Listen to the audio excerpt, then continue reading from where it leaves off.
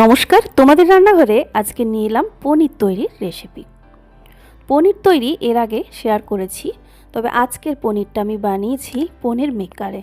এতে করে সুবিধে কি, অসুবিধে কি বা কেনা কতটা যুক্তিযুক্ত ওই পনির মেকারটা সবটাই আমি আজকে ডিটেলে দেখাবো। তো পনির তৈরি করতে গেলে প্রথমেই যেটা লাগছে অবশ্যই গরুর দুধ। আর দুধের পরিমাণটা এখানে খুব একটা ম্যাটার করে না। তো আপনি যেরকম দুধ নেবেন বা দুধ যেরকম ঘন সেই মতো পনির তৈরি হবে। তবে দুধটা যদি জল মেশানো কম হয় তাহলে মোটামুটি আপনি যদি 2.5 লিটার মতো দুধ নেন তাহলে কিন্তু 400 থেকে 500 গ্রামের মতো পনির তৈরি হবে। তো বাড়িতে পনির বানানো সেই জন্য কিন্তু অনেকটাই লাভজনক আর একেবারে ফ্রেশ হয়, যেটা দোকান থেকে কেনা পনিরটা একেবারেই হয় না, অনেক ভেজাল থাকে। তো দুধটাকে ফোটাতে হবে। আমি এখানে 2.5 লিটার দুধ নিয়েছি। তার জন্য একটা বাটিতে একটু জল নিয়ে তাতে প্রায় 5 টেবিল চামচ মতো ভিনিগার নিয়ে নিলাম। 5 টেবিল চামচ বললাম ঠিকই, দেখতেই পেলেন লিকুইডটা টেবিল চামচে খুব কম পরিমাণই ধরে। তো মোটামুটি 5 থেকে 6 টেবিল চামচ ভিনিগার লাগতে পারে। দুধ কতটা ঘন তার উপরে কম বেশি হতে পারে। দুধ যদি ঘন হয়, ছানা বেশি তৈরি হবে, সেক্ষেত্রে ভিনিগারটাও বেশি লাগবে। তো দুধটাকে নাড়াচাড়া করে ফুটে ওঠা পর্যন্ত অপেক্ষা করতে হবে। এবার পনির তৈরির সময় যদি যখন ছানাটা তৈরি করবেন তখন যদি গ্যাসটা জেলে রেখে করেন, আমি যেটা দেখেছি পনির কিন্তু শক্ত হয়ে যায়। তাই দুধটা ফুটে উঠতে শুরু করলে যখন দেখবেন দুধটা ঠিক টকবক করে ফুটতে শুরু করছে, সেই সময় গ্যাসটা বন্ধ করে যদি আপনি পনিরটা ছানাটা তৈরি করেন তাহলে কিন্তু অনেক বেশি সফট হয়। তো সেটা দেখিয়ে দিচ্ছি আপনাদের। দেখুন, যখন দেখবেন যে এরকমভাবে দুধটা ফুটতে শুরু করছে, এই সময় যেটা করব, আমি গ্যাসটা কিন্তু বন্ধ করে দেব। গ্যাস বন্ধ করে সঙ্গে সঙ্গে ভিনিগার জলের যে মিশ্রণটা তৈরি করে রেখেছি সেটা এর মধ্যে দিয়ে দেব।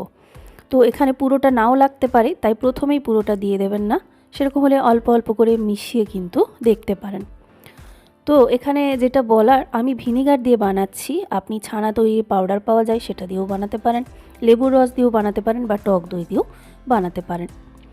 যখন দেখবেন জলের মধ্যে এইরকম একটা সবুজ ভাব এসে গেছে, তখন বুঝবেন যে এই জলের মধ্যে আর কোনো রকম ছানা কিন্তু নেই। তো ছানাটা একেবারে রেডি হয়ে গেছে। এবার এই ছানাটাকে আমি একটা স্ট্রেনারে তুলে নিচ্ছি। আমি যেটা দেখলাম, ডাইরেক্ট পনির মেকারে জল সহ ছেঁকে নেওয়াটা খুবই অসুবিধে। এই পনির মেকারে পনির তৈরি করতে গিয়ে যেটা দেখলাম, ডাইরেক্ট কিন্তু ওখানে ঢালাটা অসুবিধে রয়েছে, তাই আলাদা করে ছেঁকে নিতে হবে ছানাটা। তারপর ছানাটার মধ্যে টক ভাবটা দূর করার জন্য অবশ্যই কিন্তু একটু জল দিয়ে ধুয়ে নিতে হবে। পরিষ্কার খাবার জল দিয়ে আমি ছানাটাকে ধুয়ে নিচ্ছি। খুব বেশি ধুতে হবে এমন না। তো মোটামুটি আমি প্রায় এখানে 1 লিটার মতো জল দিয়ে কিন্তু পনিরটা ধুয়ে নিয়েছি। এবার পনির মেকারটা আপনাদের দেখায় কিভাবে সেট করলাম। এরকম স্টিম করার বাসন কিন্তু আপনার লাগবেই, আমি যেটা দেখলাম এখানে। তো আমরা যেটা নর্মালি করি, এরকম স্টিম করার বাসনে একটা কাপড় দিয়ে দিই, তারপর তাতে ছানাটা মুড়ে পনিরটা তৈরি করি। তো এখানেও সেরকম একটা লাগবেই।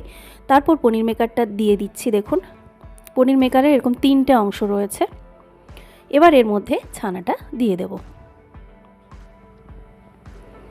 ছানাটা দিয়ে আমি যেটা দেখলাম, এর মধ্যে একটা পাতলা সুতির কাপড় ব্যবহার করলে ছানার ওপরটা একটু দেখতে ভালো হবে, নাহলে এই যে ফুটো ফুটো রয়েছে ওই ফুটো ফুটো দাগটা পনিরের উপর এসে যাচ্ছে, যে কারণে আমি এটা দিচ্ছি। তবে এটা অপশনাল, আপনি নাও কিন্তু ব্যবহার করতে পারেন। এবার ছানাটা এই বাটির মধ্যে দিয়ে, পনির মেকারের মধ্যে দিয়ে সেট করে দিচ্ছি। এখানে এর আগে যেভাবে শেয়ার করেছি পনির তৈরি, তার থেকে খুব বেশি কিছু সুবিধা আছে বলে আমার মনে হয় না। তবে অনেক দিনের ইচ্ছে ছিল একটা পনির মেকার কিনবো, আর জানতামও না ঠিক কিভাবে এখানে তৈরি হয়, সেই কারণেই কিনলাম। আর তার অভিজ্ঞতাটাও আপনাদের সঙ্গে শেয়ার করছি। কেনার মধ্যে খুব বেশি যুক্তি কিন্তু নেই। এর আগে যেভাবে শেয়ার করেছি সেটাতে যথেষ্ট ভালো পনির তৈরি হয়ে যায়, কোনো অসুবিধে নেই। আমি কাপড়টা একটু ভাঁজ করে মুড়ে দিচ্ছি যাতে ওপরের দিকটাও ভালো করে মসৃণ হয়। এবার এই যে দেখুন, একটা ঢাকা রয়েছে, এটা দিয়ে প্রেস করতে হবে। তো প্রেস করে তো এটা ধরে রাখা সম্ভব নয়, আধ ঘন্টা প্রায় রাখতে হবে। তার জন্য এর ওপরে একটা ওয়েট চাপিয়ে দিতে হবে। ওয়েটটা দেখবেন যতটা সম্ভব ভারী দেখে চাপিয়ে দেবেন। আমি দুটো ছোট ছোট হামানদিস্তা এখানে দিয়ে দিচ্ছি। এইভাবে প্রায় আধ ঘন্টা 40 মিনিট মতো আমি রেখে দিচ্ছি। প্রায় 35 মিনিট মতো অপেক্ষা করেছি, তারপরে আমি ঢাকাটা খুলে নিচ্ছি। ঢাকাটা খুলে এবার আমি আপনাদের দেখাবো যে পনিরটা কীরকম তৈরি হয়েছে। একটা জিনিস দেখলাম, এমনি ভালো করে এই কাপড়টা দিয়ে ভাঁজ করে ছানাটাকে মুড়ে পনিরটা বানালে পনিরের ওপরের দিকটা যতটা মসৃণ হয়, এটাতে কিন্তু সেরকম হলো না। তো দেখুন এইভাবে উল্টে দিতে হবে, উল্টে দিলেই পনিরটা বেরিয়ে আসবে খুব সহজে। আপনি যদি এই কাপড়টাতে ফোল্ড করেও পনিরটা বানাতেন, পনির অনায়াসে কাপড় থেকে ছেড়ে বেরিয়ে আসে। এখানে যেটা হয় সেটা হচ্ছে এই যে চৌকো শেপের পনিরটা আপনি পাবেন। তবে আমি আপনাদের দেখাচ্ছি, দেখুন সাইডগুলো কিন্তু আমি যথেষ্ট প্রেস করেছি ভালো করে, তারপরেও সাইডগুলো একেবারেই মসৃণ হয়নি, ওপরের দিকটাও দেখতে মসৃণ হয়নি, দেখতে পাচ্ছেন। তবে একটা জিনিস দেখলাম, এই পনির কিন্তু কোনোভাবেই রান্না করার সময় ভেঙে যায়নি। মানে আমি এটা অলরেডি রান্না করে মানে সবজি বানিয়ে খাওয়া হয়ে গেছে, তারপরে আপনাদের সঙ্গে শেয়ার করছি। তো সাইডগুলো দেখুন যেন মনে হবে ভেঙে গেছে বা ভেঙে যেতে পারে, সাইডগুলো খুব ভালো করে সেট হয়েও নি। তো তাই আমি বলবো যে আপনারা যেভাবে বাড়িতে যা জিনিসপত্র আছে তাই দিয়ে যারা পনির বানান, এই পনির মেকার অনেকটাই দামও পড়ে, কোনো যুক্তি নেই কেনার। তো সেক্ষেত্রে দেখুন সাইডগুলো একদম ভালোভাবে সেট হয়নি। কিন্তু যদি এটা কোনো রকম ওই কাপড় দিয়ে ভালো করে টাইট করে মুড়ে জলটা ঝরিয়ে তার উপরে ওয়েট চাপিয়ে দেওয়া হয়, একদম মসৃণ হয়ে যায়। শুধু এই স্কোয়ার শেপটা কিন্তু নিয়ে আসা যায় না।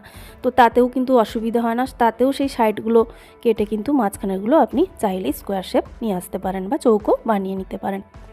তো যাই হোক, পনিরগুলো খারাপ তৈরি হয়নি, ঠিক যেরকম হয় সেরকমই হয়েছে, একদম নরম পনির তৈরি হয়ে গেছে। এবার আপনি নিজের পছন্দ মতো সাইজে পনিরগুলো কেটে নিন, কেটে নিয়ে এবার এটাকে রান্না করা যাবে। তো বন্ধুরা, এই ছিল আজকের রেসিপি।